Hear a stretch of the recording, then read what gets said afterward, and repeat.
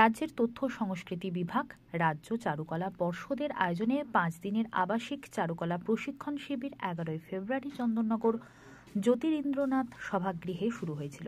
শনিবারই প্রশিক্ষণ শিবিরের শেষ দিন। প্রত্যেক শিক্ষার্থীর হাতে শংসাপত্র তুলে দেন চন্দননগর পৌর নিগমের মহানাগরিক রাম চক্রবর্তী।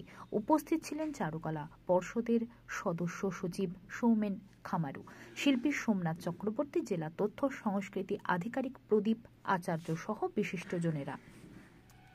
শিক্ষক মহাশয়দের থেকে শিখেছ, এটা মনে রেখো যে যারা তোমাদের শিক্ষা দিয়েছেন বা শিল্প সম্বন্ধে উপদেশ দিয়েছেন, তারা যে পরিশ্রমটা করেছে সেই পরিশ্রমের দামটা দেওয়ার জন্য তোমরা কিন্তু সেই শিল্প চর্চাটাকে ভুলে যেও না।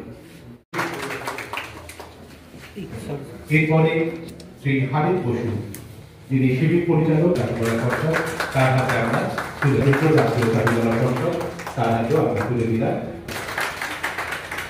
এরপর আমরা সংস্কৃতি বিভাগ পশ্চিমবঙ্গ তার মাননীয় প্রদীপ আচার্য মহাশয়কে তার হাতে আমরা তুলে দিচ্ছি। মানে কোথায়? আমি আদারচোড়া থাকে বলছি বলবো। আচ্ছা, এখানের মধ্যে কোন ছবিটা তোমার ছবি আঁকা? এবারে এঁকেছো কোনটা? কোন ছবিটা এঁকেছো? এটা হচ্ছে মানে মামলে। হ্যাঁ,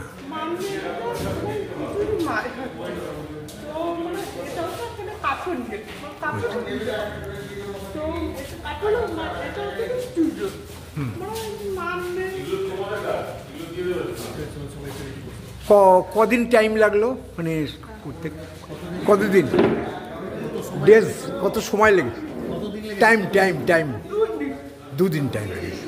তোমার নামটা আজকে আমি সমস্ত স্যারের নাম বলছিলেন, কিন্তু আমার যে সমস্ত স্যাররা আমাদেরকে এই 5 দিন ধরে প্রশিক্ষণ দিল এবং যারা আমাদের এই ব্যবস্থাপনা করেছেন, এই তথ্য সংস্কৃতি দপ্তর, চন্দননগর পৌর নিগম এবং সবাইকে আমাদের তরফ থেকে অসংখ্য প্রণাম জানাই। কারণ আমাদের ভবিষ্যৎকে আরো সুন্দর করে গড়ে তোলার জন্য এই প্রশিক্ষণ শিবির আমরা সারা জীবন মনে রাখবো এবং আমরা এইভাবেই যে স্যার যারা প্রশিক্ষণ দিয়েছেন, আমরা এইভাবেই কাজ করে আমাদের